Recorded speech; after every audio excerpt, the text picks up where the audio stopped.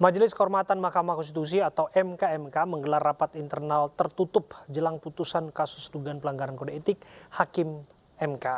Para pelapor berharap Ketua MK Anwar Usman dijatuhi hukuman berat, yakni diberhentikan secara tidak hormat.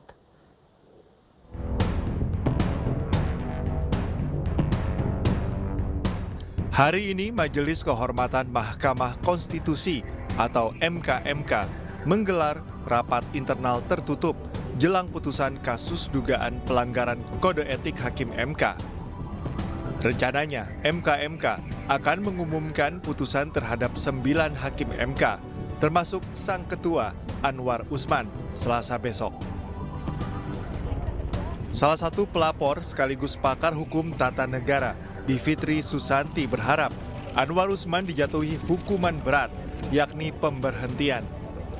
Bivitri juga menyebut putusan MKMK tak bisa secara otomatis membatalkan putusan MK terkait batas usia Capres-Cawapres.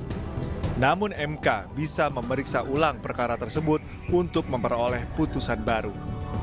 Kalaupun nanti MKMK memutus bahwa Anwar Usman telah melanggar etik dan karenanya yang terberat, nanti menurut saya ini harusnya yang terberat ya, adalah pemberhentian dengan tidak hormat.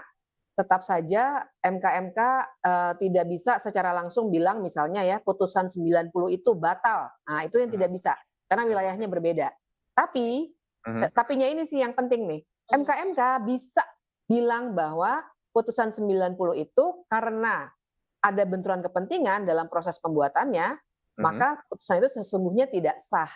Nah kemudian mengembalikan bola ke Mahkamah Konstitusinya sendiri, supaya mempercepat memeriksa lagi putusan 90. Sebelumnya, Ketua MKMK Jimli Ashidik menyebut seluruh Hakim MK terbukti bersalah. Ada 3 jenis sanksi yang bisa dijatuhkan, yakni berupa teguran, peringatan, atau pemberhentian.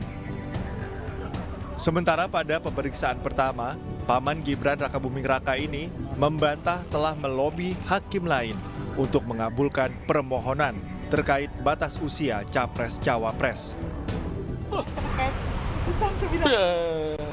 Gimana, Pak? Kalau begitu, putusannya masa begitu. Oke? Tapi apa yang diklarifikasi, Pak? Tapi enggak, Pak. Terkait lobby itu gimana, Pak? Nggak ada tuh lobby gimana. Orang putusannya dibaca sendiri. Udah baca belum? Putusan 9. Ya udah. Oke. Poinnya Apa? Mundur. Ya mundur dari perkara 90. Yang menentukan jabatan milik Allah, Tuhan Yang Maha Kuasa. Ya. Sebelumnya ada 21 laporan pelanggaran kode etik yang diduga dilakukan seluruh Hakim MK. Anwar Usman merupakan hakim yang paling banyak dilaporkan. Para pelapor menuding Anwar terlibat konflik kepentingan saat menangani permohonan batas usia Capres-Cawapres. Palu sang paman itu kemudian mengantarkan keponakannya, Gibran Rakabuming Raka, ke pintu kontestasi Pilpres 2024 sebagai bacawa pres pendamping Prabowo Subianto.